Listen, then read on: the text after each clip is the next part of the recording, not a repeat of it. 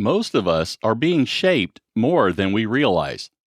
We like to think our thoughts are entirely our own. We like to think our reactions, fears, desires, and assumptions simply rise up from inside us. But all of us are being formed. We are formed by the culture around us, by the families we came from, by the stories we have believed, and by the pressures we have learned to call normal. The world is always trying to name us. It tells us what success looks like. It tells us what we should fear. It tells us who matters, who gets noticed, and who gets forgotten. And if we are not careful, we begin answering to names God never gave us. That's why Paul writes one of the most important sentences in the New Testament. Don't be conformed to this world, but be transformed by the renewing of your mind. I'm Brent, and this is episode 92 of the Bible Unplugged. This is the second episode in our series, Have This Mind, Renewing the Soul from the Inside Out. If you would like to follow along, the show notes and other resources are available at powerloveandmiracles.com. While you're there, sign up to receive notices of future episodes. You can also subscribe through your favorite podcast app. In the last episode, we looked at Philippians chapter 2 in the mind of Christ. We saw that Jesus does not grasp. He empties himself, humbles himself, trusts the Father, and God exalts him. The renewed mind begins with a pattern of Christ. In this episode, we turn to Romans chapter 12, where Paul shows us how that renewal begins to happen in us. And it begins here. Do not let the age around you press you into its mold. Our primary text is from the book of Romans, chapter 12, verses 1 and 2. Therefore I urge you, brothers, by the mercies of God, to present your bodies a living sacrifice, holy, acceptable to God, which is your spiritual service. Don't be conformed to this world, but be transformed by the renewing of your mind, so that you may prove what is the good, well-pleasing, and perfect will of God. This is a familiar passage, maybe too familiar. Sometimes the verses we know best are the ones we hear least carefully. We hear renewing of your mind, and we may immediately think, I need to think better thoughts. And yes, renewal does involve the way we think. But Paul is saying more than that. He is talking about offering the whole self to God. He is talking about refusing the pattern of this age. He is talking about transformation so deep that we become able to discern the will of God. That is not merely thought management. That is whole person reformation. Romans chapter 12 begins with one very important word, therefore. Whenever Paul says therefore, we need to ask what it is there for. Romans 12 does not begin a random section of practical advice. It is Paul's response to everything he has been teaching in Romans chapters 1 through 11. For 11 chapters, Paul has been unfolding the mercy of God. He has written about sin and grace, faith and righteousness, life in the Spirit, adoption, no condemnation, no separation, and God's faithfulness to His promises. Then Paul turns and says, Therefore, I urge you, brothers, by the mercies of God. That phrase matters. Paul does not begin with guilt. He does not begin with pressure. He does not begin with, you had better get your act together. He begins with mercy. By the mercies of God.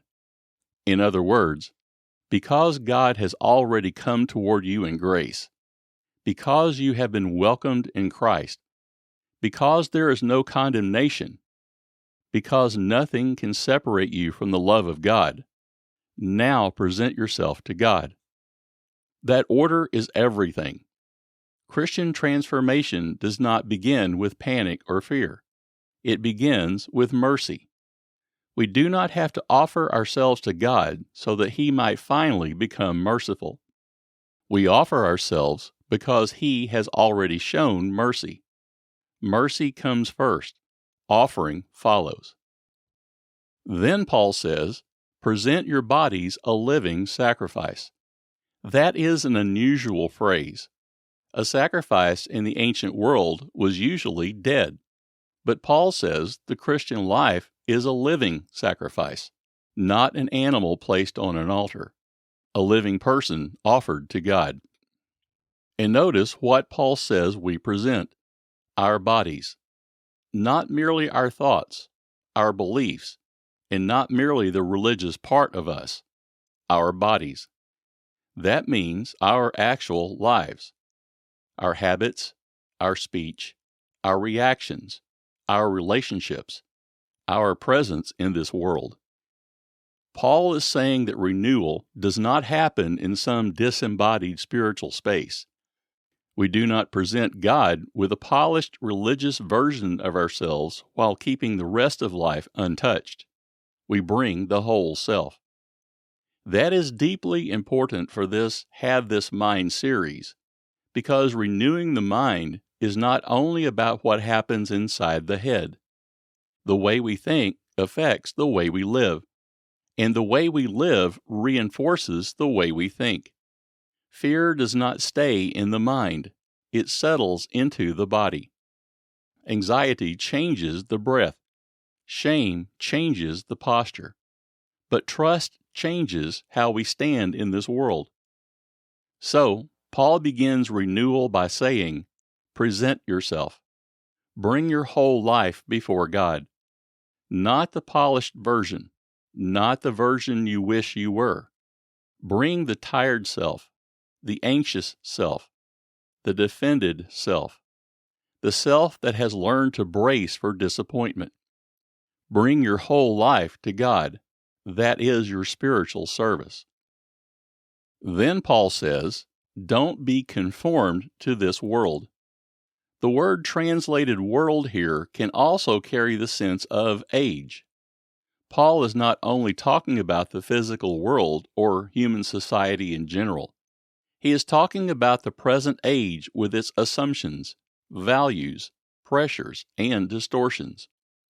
Every age tries to form people. Every culture teaches us what to chase, what to fear, and what to call normal. Our age has its own messages. It tells us what worth must be proven. It tells us that identity must be performed. It tells us that control is safety. And those messages are not neutral. They press on the soul. They shape how we see ourselves. They train us how to live under pressure and call it wisdom. Then Paul says, don't be conformed. Don't let the age squeeze you into its mold. Don't let the world give you a name God did not speak. That is a word we need. Because conformity rarely feels like conformity while it is happening. It feels practical and responsible. It feels like common sense. It feels like the way life works. But the gospel tells us the truth. Not every pattern that feels normal is holy. Not every pressure that feels urgent is from God. Not every familiar voice is telling the truth. And this is where renewal begins. We learn to recognize the difference between the voice of the age and the voice of God. One of the most powerful ways the age conforms us is by naming us. The world does not merely give us instructions. It gives us identities. It tells one person, you are only valuable when you succeed. It tells another, you are too broken to be trusted. It tells yet another, you must stay afraid if you want to stay safe. Over time, those names begin to feel like truth. We may even build entire lives around them. But Romans 12 tells us that the renewed mind begins when we stop confusing the pressure of the age with the voice of God.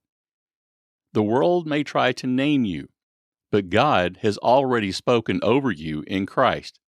Beloved, forgiven, adopted, called, held. Those are not motivational words. They are gospel realities. And the renewed mind learns to live from what God has spoken rather than what the age has repeated.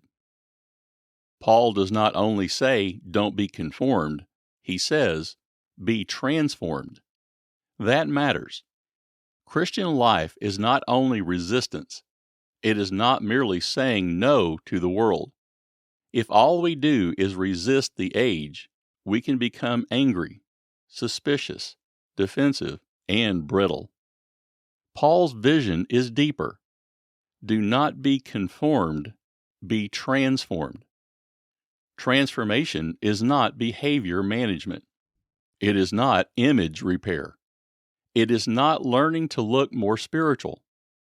The word Paul uses points to deep change, a change in the form from the inside out.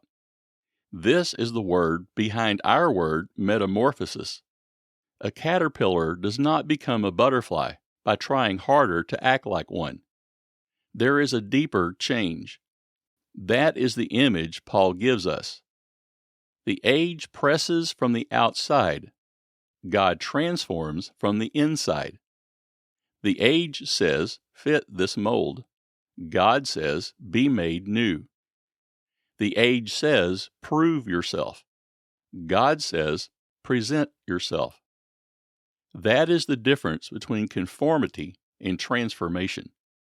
Conformity is pressure from the outside in. Transformation is renewal from the inside out. Paul says this transformation happens by the renewing of your mind. The mind is not merely the place where we store information. It is the faculty by which we perceive, interpret, evaluate, and respond to reality. The mind asks, what is happening here? What does this mean? Who am I in this moment? What is God doing? What is the next faithful step? When the mind is unrenewed, it can misread reality. It can see threat where God is inviting trust. It can see scarcity where God is providing enough. It can see delay where God is cultivating patience. It can see hiddenness where God is growing roots. That is why renewal matters. Most of the time, we do not respond to reality as it is. We respond to reality as we perceive it. And our perception can be distorted by fear, pain, shame, exhaustion, and old scripts. The renewing of the mind is not pretending everything is fine. It is learning to perceive reality with God included in the picture. That is one of the great shifts of Christian maturity. We stop asking only, what do I see? What do I feel? What do I fear?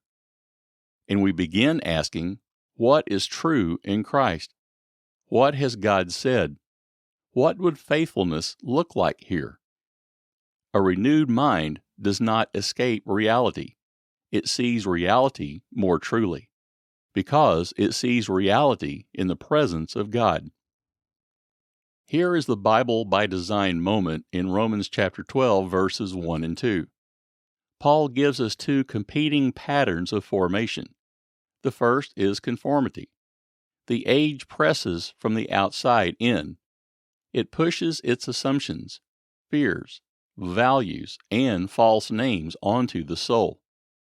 It teaches us how to measure ourselves and who we must become in order to matter. That is formation by pressure. But Paul gives us another pattern.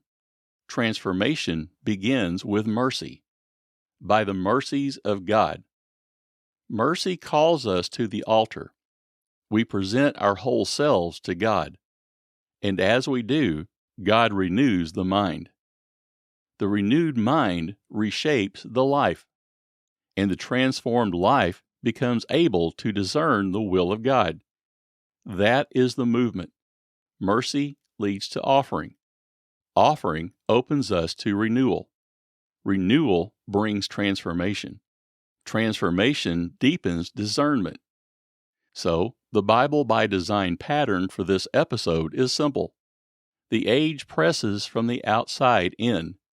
God transforms from the inside out. That is Romans 12 in one sentence, and it is the heart of this whole series. I have the graphic of this Bible by Design idea in the show notes and at powerloveandmiracles.com. Paul says there is a purpose for this renewal, so that you may prove what is the good, well-pleasing, and perfect will of God. The word prove here does not mean we are testing God in a suspicious way. It means to discern, recognize, approve, and discover through lived experience. The renewed mind becomes capable of discernment. That is crucial. A mind conformed to the age may still ask religious questions, but it asks them from the world's assumption. How can I stay in control? How can I avoid pain? How can I get God to bless the life I have already decided I want? But the renewed mind begins to ask different questions. What is good? What is faithful? What is wise? What is mine to do and mine to release? That is discernment. And discernment is not only choosing between obvious good and obvious evil. Often, discernment is learning to recognize the subtle difference between urgency and obedience, between self-protection and wisdom, between control and steadiness. The renewed mind learns to recognize the will of God in real life, in conversations and decisions, in conflict, grief, and uncertainty, in the next faithful step. That is where renewal becomes real. This is why Romans 12 belongs immediately after Philippians 2. Philippians chapter 2 gives us the pattern of Christ. Romans chapter 12 shows us how the pattern begins to reshape us. First, we behold Christ. Then we present ourselves to God. First, we see the mind of Christ.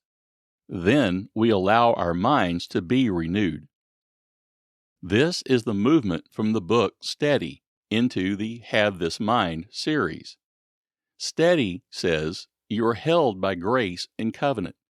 Romans 12 says, now present your whole self to the God who holds you. Do not let the age define you. Do not let pressure form you. Do not let fear name you. Be transformed by the renewing of your mind. A steady soul can be renewed because it does not have to be ruled by the world's pressure. The pressure is real, but it is not ultimate. The age may press, but God transforms. Let's pause here. Take a slow breath. Let the words of Paul settle within you. Don't be conformed to this world, but be transformed by the renewing of your mind. Now gently ask yourself, where have I been feeling pressed?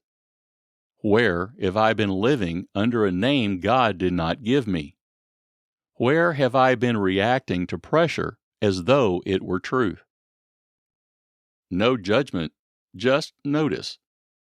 Now bring your whole self before God. Not the edited version, not the impressive version, your actual self, your body, your thoughts, your emotions, your fatigue, your fear, your hope, your unfinished places. And quietly pray, Lord, by your mercy, I present myself to you. Do not let this age name me. Do not let fear form me. Renew my mind. Transform my life. Teach me to discern what is good. Take another slow breath. You are not the name the world gave you. You are held in the mercy of God. This week, I want to invite you into one simple practice. When you feel pressure rising, pause and ask, who is naming me right now? That question can interrupt the pattern. When you feel the old pressure to prove yourself, ask, is this the voice of God or the voice of this age? When shame starts telling you who you are, ask, is this truth or is this an old script? When urgency takes over your body, ask, what would it mean to present myself to God right here? Then return to mercy. Do not begin with self-accusation. Begin where Paul begins, by the mercies of God. Mercy comes first, then offering, then renewal, then transformation. The practice is simple. Notice the pressure. Name the false name. Return to mercy. Present yourself to God. Take the next faithful step. Wherever the age presses in, God can renew the mind. As we continue this Have This Mind journey, I want to invite you to walk through the full rhythm of this season. The written devotions are available at powerloveandmiracles.com. The Daily Prayer Companion is available through the Still Here podcast. And my new book, Steady, Living Between Grace and Covenant, is now available on Amazon. Steady lays the foundation for this season by exploring how God forms a life that is held by grace and strengthened by covenant. Have This Mind takes the next step by asking how that held life becomes renewed from the inside out. So remember the rhythm, see the pattern, hear the teaching, live the prayer. Bible by Design helps us see the pattern. The Bible Unplugged helps us hear the teaching. Have This Mind and Still Here help us live the prayer. The age around us is always trying to shape us. It presses, it names. It trains us to confuse pressure with truth. But God begins with mercy. By the mercies of God, we present our whole selves. And as we do, God renews the mind, transforms the life, and teaches us to discern what is good, well-pleasing, and perfect. The age presses from the outside in. God transforms from the inside out. And the music means my time is up for this episode, but I'll be back with a lot more later. In the next episode, we will turn to Romans chapter 8 and look at what Paul calls the mind set on the Spirit. Because the renewed mind is not merely a better mental habit, it is a life increasingly oriented around the Spirit of God. My prayer for you this week is that you will recognize the pressure that has been shaping you, return to the mercy of God, and discover the freedom of a mind being renewed from the inside out. Have a blessed week. Just to let you know, all opinions are my own. If you agree, keep listening. If you don't, keep listening. I might surprise you with something you didn't know. All Bible quotations come from the World English Bible, which is a public domain work. Our show theme song is Awesome Call by Kevin MacLeod and is available under Creative Commons license. The content of this podcast is copyrighted 2026 by J. Brent Eaton, and this has been a Power, Love, and Miracles production.